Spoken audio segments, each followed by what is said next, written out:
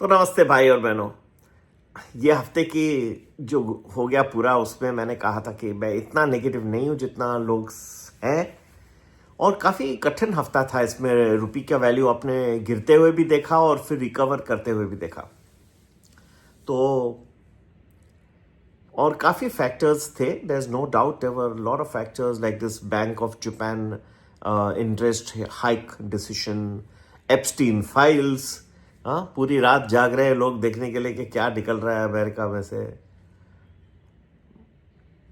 तो bank of Japan ने increase तो किया, they raise the interest rates by 25 basis points, but that was pretty nominal, and secondly it was already discounted by the market, so there was nothing so much of a impact that a Bank of Japan, but yet one had to be cautious. इसमें there's no, always one has to be cautious.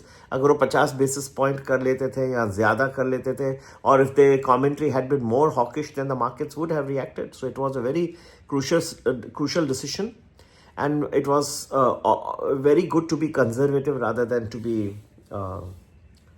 see the Bank of Japan raise hike and then but mostly people were scared. देखो, market हिलता है जब कुछ surprising decision आ जाता है। इसमें क्या सरप्राइज एलिमेंट निकल गया था। सबको पता था कि बैंक ऑफ जापान बढ़ाने वाला है, सिर्फ कितना है वो समझ में नहीं आ रहा था। दूसरा, एप्स्टीन फाइल्स। लोगों को इंतजार था कि यहां से कुछ, there may be some skeletons in the cupboard. People were not sleeping Friday night, hoping that or waiting that something may turn out or may come or may not come or whatever. सबको लग रहा था, YouTube में तो बहुत जबरदस्त फैल गया कि आ गया, भारत के निकले हैं नाम, ये है वो है।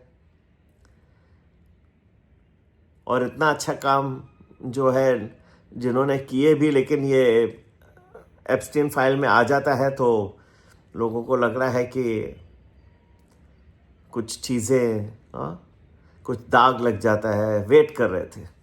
सी now that has come. The thing is that it has been released in parts. कुछ पार्ट में रिलीज़ हुआ है, पूरा नहीं रिलीज़ हुआ। तो अभी तो थोड़ी शांति है कि कुछ अभी निकला नहीं, और उम्मीद भी करते हैं। अब कौन चाहेगा कि ये सब रैटल करे। इस वक्त जो है सिचुएशन ऐसी है कि RBI had to intervene heavily on Friday to get the rupee back 90 के नीचे लेके गए। तो इस वक्त तो चाहेंगे कि अच्छा कुछ प्रोजेक्ट हो भारत का, भारत उभरे, आगे बढ़े। कोई अभी और नेगेटिव न्यूज़ चाहता नहीं है। भारत को ये 2025 काफ़ी डिफिकल्ट रहा। बहुत सारे नेगेटिव न्यूज़ रहे। सुबह उठता हूँ, चाय पीता हूँ तो सोचता हूँ क्या, मन में इतना टफ ईयर रहा है ये। कुछ भी इतना कोई अच्छा न्यूज़ नहीं आया। अब हम चाहेंगे नहीं कि अब और कुछ न्यूज़ आ जाए एप्स्टीन फाइल या कहीं से भी। वी होप एंड प्रे कि अब शांति हो और मार्केट्स में कुछ ऊपर उमंग भी आ जाए। अब बात यह है कि आप जानना चाहेंगे क्या लगता है आगे। देखिए, मेरे हिसाब से मैं इतना अभी भी नेगेटिव नहीं हूँ जितना लोगों को लगता है। अभी भी कई लोगों को लग रहा है कि ये सब चलो हो गया, बैंक ऑफ जापान का हो गया, एप्स्टीन का जो भी टेम्पररी खुलासा भी और आगे आने वाला है। पिक्चर अभी बाकी है। अभी भी मैं बहुत नेगेटिव नहीं हूँ। यहाँ पे टाइम टू टाइम आपको इस हफ्ते में भी राइज दिखाई देंगे, और आगे चल के एक अच्छा पीरियड भी आएगा जहां बहुत तेज राइज भी आने की संभावना है। तो इतना नेगेटिव मैं नहीं हूं, लेकिन चौकन्ना इसलिए रहना है कि बहुत सारे फैक्टर्स हैं जो इस वर्ष में, जो 2026 आ रहा है। अब इस वर्ष कह रहा हूं क्योंकि अब लग आ ही गया। YouTube पे तो बहुत सारे बनाते जा रहे हैं लोग 2026 उसकी भविष्यवाणी। और अच्छा है अगर किसी ने मेहनत की है और आपको बता रहा है। एस्ट्रोलॉजी साइंस क्यों नहीं है, लेकिन उसमें बहुत मेहनत का काम है, बहुत मेहनत है। जो बहुत मेहनत करके और बता सकते हैं तो ज़रूर सुनने लायक है। साइंस है, सुनिए।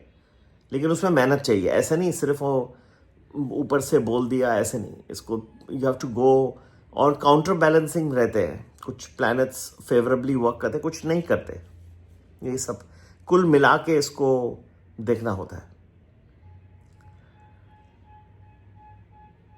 अभी अगर आगे भी बढ़ के देखें तो 2026 का एक स्मॉल समरी भी मैं आपको दे दूँ। मैं फिर बाद में वीडियो बनाऊंगा नया और अपने ग्रुप मेंबर्स को भी शेयर करूंगा। ये एक वर्ष ऑफ एक्सट्रीम्स रहेगा। यहाँ पे राइजेस भी आपको बहुत शार्प दिखाई देंगे और फॉल्स भी बहुत तेज और तीव्र होंगे।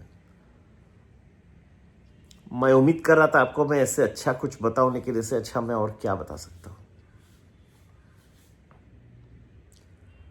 उसके कौन से पीरियड्स होंगे ये हमने भी बहुत मेहनत की है, बहुत रिसर्च है, निकाल के रखा है। जब फॉल आएगा तो ऐसा फॉल आएगा कि हर एसेट क्लास फंस जाएगा।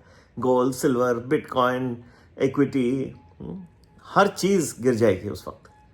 अब जब राइज आएगा तो इतना तेज जाएगा कि आपको समझ में नहीं आएगा ये राइज आया कहां से। राइज के पीरियड में मेरे ख्याल से कुछ शेयर्स और कुछ सेक्टर्स जैसे बैंकिंग है, आईटी है, these sectors can benefit quite a bit, even in India and across the other parts of the world also, when the rise comes. So it's a very interesting period that is going to be 2026. We are hoping that the treaty will be also, tariff treaty will be signed between the United States and India shortly. At least in parts होते जाएगा। एक मैंने पहले भी बताया है video में, जिस दिन आ गया उस दिन आप देखना तेज एक गति के तरह भागेगा मार्केट कुछ दिनों के लिए। लगभग आइडिया है मुझे। एप्स्टीन फाइल में क्या था, मैंने आपको फ्रैंकली बताया, मुझे पता नहीं था कि क्या वो कब रिलीज होगा। वो मैं एडमिट करता हूं, मुझे नहीं पता। I am not privy to that data. हाँ, भारत और अमेरिका के बीच में जो ट्रीटी है वो लगभग कब आ सकती है, उसका इम्पैक्ट कैसे आ सकता है, कब वो मार्केट्स में तेज गति, वो मैं आपको वो तो जो है वो ठीक है वो बता सकता हूँ। बाकी ये जो रह गया है एप्स्टीन फाइल में, तो धीरे धीरे वो बोल रहे हैं हम रिलीज करते जाएंगे। इसमें फिलहाल मुझे कोई इतना ज्ञान नहीं कि अब नेक्स्ट कब बैच निकलेगी, और मुझे लग रहा है कि this story is not over, it may at some point of time catch speed also. तो many people are writing it off, मुझे नहीं लग रहा है। समवेयर इट विल कुछ ना कुछ जो है स्पीड पकड़ेगी है। पर भारत और अमेरिका के बीच में if the tariff treaty gets signed, it definitely will lead to a good swing in the markets and you should enjoy the rally. सबने बहुत सफ़र भी किया है, उसका इम्पैक्ट भी काफ़ी आया है मार्केट पे। उसमें रुपी भी अप्रिशिएट होगा उसके बाद तुरंत, कुछ 1.5-2 रुपया बढ़ जाना चाहिए उसकी वजह से। तो काफ़ी उमंग का पीरियड्स आ रहे हैं। नए वर्ष का जो है पीरियड उमंग लेके आएगा। हम बहुत रिसर्च करते जा रहे हैं और अपने ग्रुप्स में भी जो प्रीमियम प्लस है खास करके उसमें शेयर करते जा रहे हैं। जो हमें नज़र आ रहा है कौन से महीनों में ज़्यादा गति से मार्केट बढ़ सकता है, घट सकता है। ओवरव्यू में प्रीमियम प्लस 10-12 दिन प्रेडिक्शन एडवांस में देता है, उसको ज़रूर ज्वाइन करिए। संपर्क करने का नंबर वही है, व्हाट्सएप करें 9820861044, और डेली प्रेडिक्शन के तो है ही है, वो भी आप ज्वाइन कर सकते हैं, all economically priced. We also have one group which is only for stocks, जो stocks short medium long term के लिए रखना चाहते हैं, इक्विटी मास्टर, वो भी आप ज्वाइन कर सकते हैं। तो तीनों है, प्रीमियम प्लस 10-12 दिन प्रेडिक्शन एडवांस में, दूसरा डेली के लिए डेली प्रेडिक्शन ग्रुप है, प्रीमियम एडवांटेज बोलते हैं उसको, और तीसरा जो है इक्विटी मास्टर, ओनली स्टॉक्स, सिर्फ शॉर्ट मीडियम लॉन्ग टर्म ये वर्ष में कैसे स्टॉक्स रहेंगे, कुछ लॉन्ग टर्म अच्छे नज़र आ रहे हैं वो बताएंगे, ठीक है। और सभी के लिए वही व्हाट्सएप की करें हमें 9820861044।